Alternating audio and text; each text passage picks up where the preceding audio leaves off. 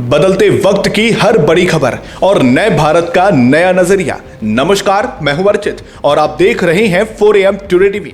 आज हम सिर्फ खबर नहीं दिखाएंगे, बल्कि उस खबर के पीछे छिपे असली सच और उसके असर से आपको रूबरू करवाएंगे। इस वक्त एक ऐसी खबर सुर्खियों में है जिसने सबका ध्यान खींचा। क्या है इस पूरी कहानी की सच्चाई? आइए सीधे मुद्दे पर आते हैं और देखते हैं हमारी ये विशेष रिपोर्ट को। क्या दुनिया एक नए संकट की ओर बढ़ रही है और क्या आम लोगों की दिनचर्या पर इसका असर पड़ सकता है? 23 मार्च 2026 को संसद में प्रधानमंत्री नरेंद्र मोदी ने देश को एक अहम संदेश दिया।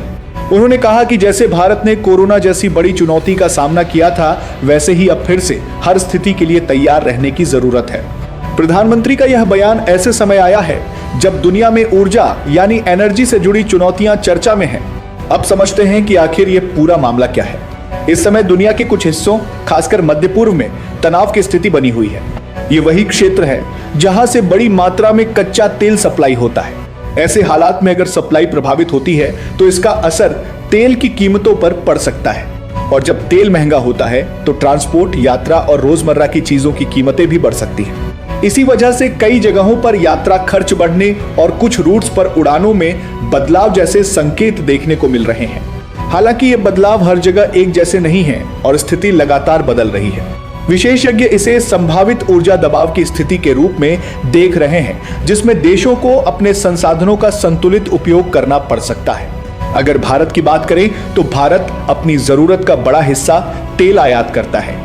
ऐसे में अंतर्राष्ट्रीय कीमतों में बढ़ोतरी का असर महंगाई और आम लोगों के खर्च पर पड़ सकता है। लेकिन यहाँ सबसे जरूरी बात यह है, अभी तक भारत सरकार या किसी भी देश की ओर से सख्त पाबंदियों को लेकर कोई आधिकारिक घोषणा नहीं की गई है।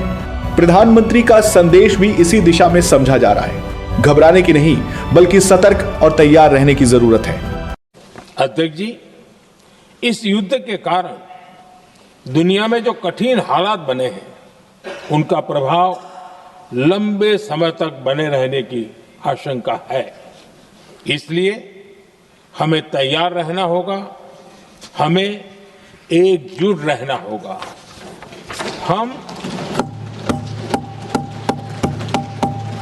हम कोरोना के समय भी एकजुटता से ऐसी चुनौतियों का सामना कर चुके हैं। अब हमें फिर से उसी तरह तैयार रहने की आवश्यकता है। धीरज के साथ, संयम के साथ, शांत मन से हमें हर चुनौती का मुकाबला करना है। अब इस पूरे मामले पर राजनीति भी तेज होती नजर आ रही है। कांग्रेस की ओर से प्रधानमंत्री के इस बयान पर सवाल उठाए गए हैं। कांग्रेस प्रवक्ता सुप्रिया श्रीनेत ने प्रतिक्रिया देते हुए कहा है कि प्रधानमंत्री का यह संबोधन उम्मीद के मुताबिक प्रभावी नहीं रहा। उन्होंने कहा कि करीब 24 मिनट के इस भाषण में देश को ठोस दिशा या स्पष्ट रणनीति नहीं मिली। उनके मुताबिक पश्चिम एशिया में जारी तनाव जैसे गंभीर मुद्दे पर देश को स्पष्ट और ठोस रुख की जरूरत थी। कांग्रेस का कहना है कि इस समय देश यह जानना चाहता है कि भारत की आगे की रणनीति क्या होगी। सिर्फ सामान्य बातें या आंकड़े बताने से लोगों की चिंता दूर नहीं होती। साथ ही विपक्ष की ओर से यह भी कहा गया है कि सरकार को ऐसे मुद्दों पर ज्यादा पारदर्शिता और स्पष्टता दिखानी चाहिए। 24 मिनट 14 सेकंड का प्रधानमंत्री नरेंद्र मोदी का लोकसभा में दिया हुआ वक्तव्य, जो वेस्ट एशिया क्राइसिस पे दिया जाना था, वो असल में खोदा पहाड़ और निकली चूहिया निकला। स्थिति गंभीर है, इसका अंदाजा तो इसी बात से लगाया जा सकता है कि आज मोदी जी ने एक एक शब्द पढ़कर बोला। कोई सीना नहीं ठोका, नेहरू जी को याद नहीं किया, बल्कि विपक्ष से एकजुटता की बार बार अपील करी। प्रधानमंत्री को आज कोरोना काल याद आया, मतलब चुनौती और संकट गंभीर है और अभी टला नहीं है। पर पश्चिम एशिया में चल रहे इस भीषण युद्ध और तबाही पर आज देश अपने प्रधानमंत्री को सुनना चाहता था, जानना चाहता था कि भारत का क्या रुख है। देश कोरे आंकड़ों, सोलर एनर्जी पर लफाजी और खोखले दावों से वाकई में ऊब चुका है। लेकिन मोदी जी ने 24 मिनट में अमेरिका और इजराइल का एक बार भी नाम नहीं लिया। मोदी जी ने यह तो माना कि युद्ध से संकट बढ़ा है, स्ट्रेट ऑफ हॉर्मुज बंद होने से हमारे यहां सप्लाई बाधित है। उनके मूर्ख प्रवक्ता और भक्त तो खैर इस बात को ही नहीं मानते थे कि गैस की किल्लत है, शायद अब उनका दिमाग बदल जाए।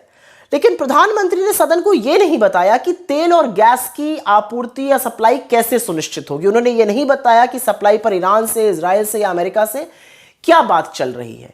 उन्होंने बोला यूरिया पर 6 प्लांट लग गए हैं देश में, पर उससे तो आपूर्ति पूरी नहीं होगी। यूरिया आएगी कहां से?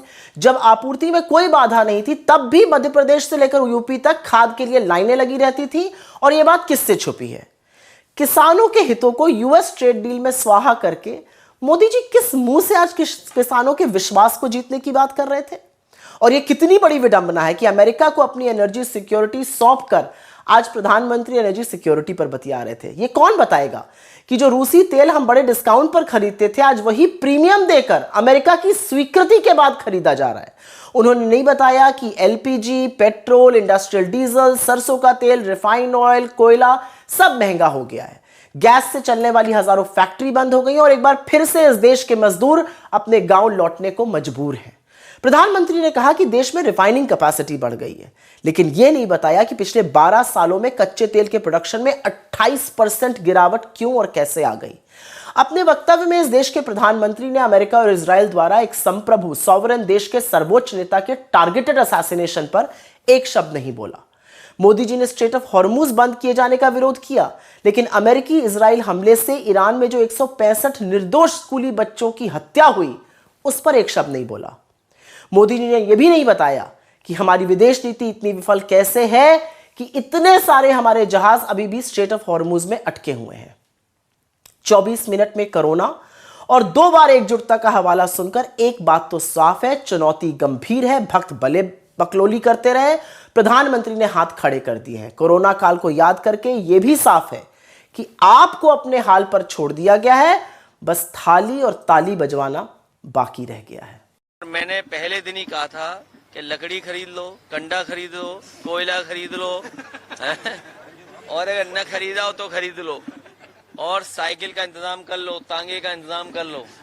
युद्ध अगर चल गया लंबा और युद्ध अगर लंबा चला तो आपको साइकिल पे चलना पड़ेगा, तांगे पे चलना पड़ेगा, रिक्शे पे चलना पड़ेगा और खाना अंगीठी पे बनाना पड़ेगा, चूल्हे पे बनाना पड़ेगा। इसलिए कोयले का, लकड़ी का, कंडे का भी इंतजाम कर लो। ये जो चैनल चला रहे हो तुम्हारा चैनल भी नहीं चलेगा। बोले हैं कुछ भी, कौन सा खोलकर बोले हैं? मुझे तो मैंने तो कोई ऐसा सुना नहीं। ऐसा लगता था कि वो ये बता रहे थे हम तैयार हैं, बड़ी मुश्किल व्यवस्था है, हम इसको देखेंगे, हम इकट्ठा चलेंगे। भैया इस स्थिति में हुए कैसे हम आए ये तो बताएं। उन्होंने अमेरिका और इजराइल का क्यों साथ दिया और इस तरह से साथ दिया? सारी एनर्जी सप्लाई तो हमारी मिडिल ईस्ट से आती है। गैस हो, आपकी एलपीजी हो, एलएनजी हो, आपके फास्फोरस हो, आपका जो एग्रीकल्चर में जो लगता है वो कुछ भी नहीं। क्यों क्या कर रहे थे ये बैठ के? उनको मालूम था कि ये व्यवस्था होगी, तो उन्होंने अपने समझौते खराब कर लिए और एक तरफिया। ऐसा तो कभी हिंदुस्तान की एक्सटर्नल अफेयर्स में कभी हुआ ही। एक्सटर्नल अफेयर्स की जरूरत क्या थी साहब आपको ये करने की? फादरलैंड, मदरलैंड, वाहियात बात, मजाक भी ऐसा कि वाहियात मजाक। ये खीखी करके आप घूमते फिरते हैं पूरे विश्व में, लोग हंसते हैं आप पर। आपको आभास है कि आपकी क्या छवि बन गई है पूरे विश्व में? और ये छवि आपकी नहीं, माफ कीजिएगा, देश की खराब कर रहे हैं आप। ये खीसे निपोर कर विदेशों में जा जाकर लोगों से गले जबरदस्ती मिलकर क्या हासिल किया साहब आपने? सुना है मैंने 25 मिनट का भाषण किया। मैं आपको गारंटी कह रहा हूं, लिख के रख लो, पार्लियामेंट हाउस में डिबेट नहीं कर सकते। कॉम्प्रोमाइज हो गए। नरेंद्र मोदी जी ट्रंप के सामने चूं तक नहीं कर सकता है। बता रहा हूं आपको, मैं सच बोलता हूं। ट्रंप कहता है कि हिंदुस्तान और पाकिस्तान का युद्ध उसने रुकवाया। आप देखो क्या अपमान, हमारी सेना का अपमान कर रहा है। कहता है हिंदुस्तान के जहाज गिरे, 7 जहाज गिरे, मैंने युद्ध रुकवाया। मोदी जी के मुंह से चूं तक आवाज नहीं निकली। एक बार नहीं बोला, 50 बार बोला उसने, बोलता रहता है। हमारा प्रधानमंत्री एक शब्द नहीं बोल पाता। क्यों? कंट्रोलर हाथ में उसके है।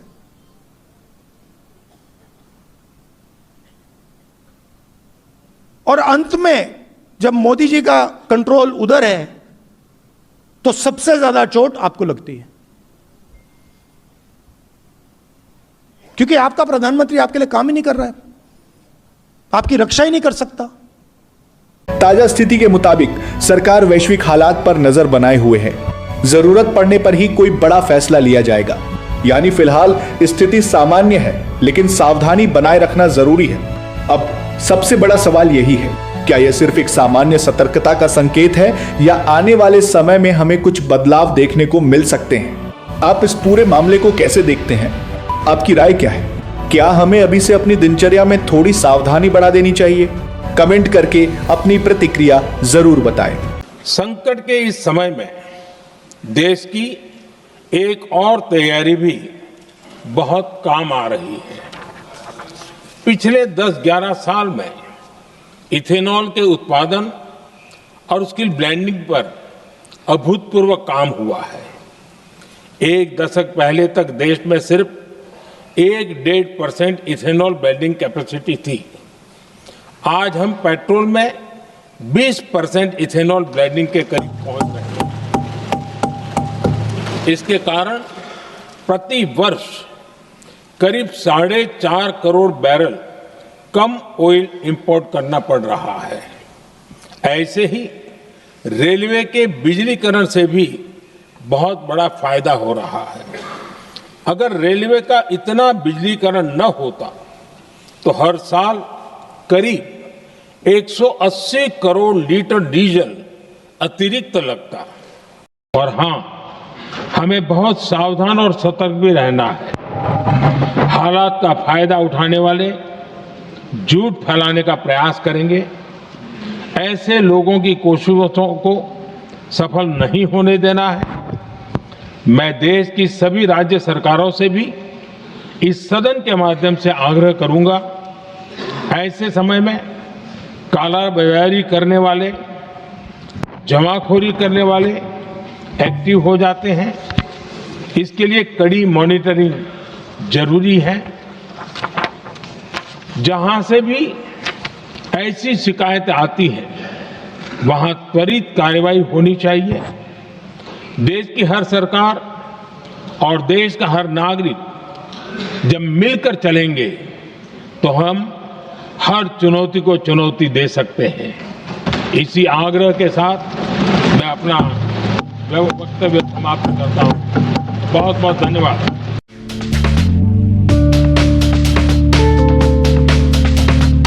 अगर आपको हमारा ये वीडियो पसंद आया हो तो इसे लाइक करें, शेयर करें और हाँ, हमें सब्सक्राइब और फॉलो करना बिल्कुल ना भूलें, ताकि आप देश और दुनिया की कोई भी खबर मिस ना करें। तो जुड़े रहिए हमारे साथ और देखते रहिए 4AM टुडे टीवी, खबर भी असर भी।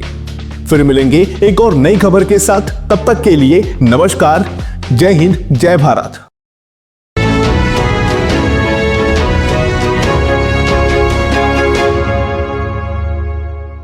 आप देख रहे हैं 4AM टुडे टीवी, नए भारत का नया नजरिया।